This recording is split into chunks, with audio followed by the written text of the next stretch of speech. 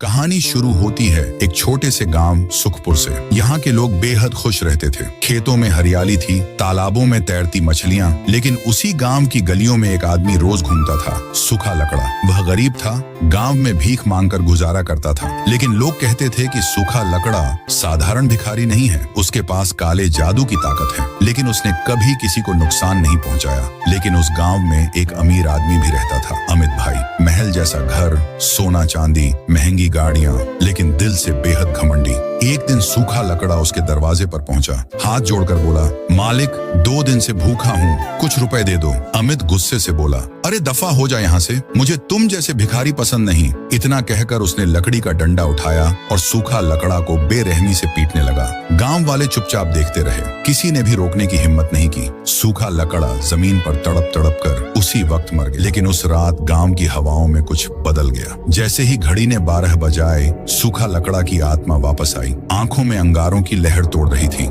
सूखा लकड़ा ने गुस्से से कहा, जिसने मुझे ठुकराया, जिसने मेरी मौत पर हंसा, अब वो जिंदा नहीं बचेगा। उस रात अमित भाई के घर से चीखों की आवाज सुनाई देने लगी। सुबह लोग देखने गए तो अमित भाई जिंदा नहीं था, उसका शरीर एक सूखे पेड़ में बदल चुका था। इसके बाद गांव में हर रात मौत होने लगी। एक एक करके सारे लोग मरने लगे। हर सुबह किसी न किसी की लाश गांव के बीच सूखे पेड़ के रूप में मिलती। धीरे धीरे पूरा गांव सूखे पेड़ बन चुका था। हर पेड़ एक इंसान की अधूरी चीख छुपाए खड़ा था। गांव में सिर्फ एक नौजवान बचा था, राइस्टार। वह गांव का मददगार, ईमानदार और सबका प्यारा लड़का था। लेकिन अब वह अकेला खड़ा था। चारों तरफ सिर्फ सूखे पेड़ और मौत की खामोशी थी। राइस्टार गुस्से में चिल्लाया, सूखा लकड़ा, अगर तेरी आत्मा यही है तो सामने आ। मेरे गांव को, मेरे लोगों को क्यों मार रहा है? तभी अचानक सूखा लकड़ा उसके सामने प्रकट हो गया और गुस्से से बोला, राइस्टार, मैंने सिर्फ बदला लिया है। जिन्होंने मुझे जलील किया, भूखा रखा, पीटा,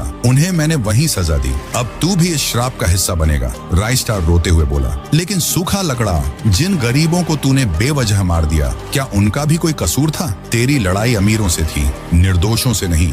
अगर तू वास्तव में इंसान था तो ये मौतों का सिलसिला रोक दे। तभी सूखा लकड़ा शांत हो गया और बोला, शायद तू सही कह रहा है, मेरा गुस्सा अंधा हो गया था। अब ये श्राप सिर्फ तू ही खत्म कर सकता है। तुम्हें गांव के बाहर पहाड़ी नगरी में जाना होगा और वहां से एक गुलाब लेकर गांव के बीच वाले सूखे पेड़ पर चढ़ा दो, तभी मेरी आत्मा को मुक्ति मिल सकती है। पर ध्यान रखना राइस्टार, उस गुलाब की रक्षा एक खतरनाक ड्रैगन करता है, जो तुम्हें मौत के घाट भी उतार सकता है। राइस्टार ने कहा, गांव को बचाने के लिए मैं किसी भी खतरे से लड़ सकता हूँ। बिना वक्त गवाए राइस्टार पहाड़ी नगरी पहुंचा। वहां सच में एक विशाल ड्रैगन था। ड्रैगन ने कहा, चला जा मानव, यहाँ क्यों आया है? राइस्टार ने हाथ जोड़कर कहा, मुझे यहाँ से एक गुलाब ले जा।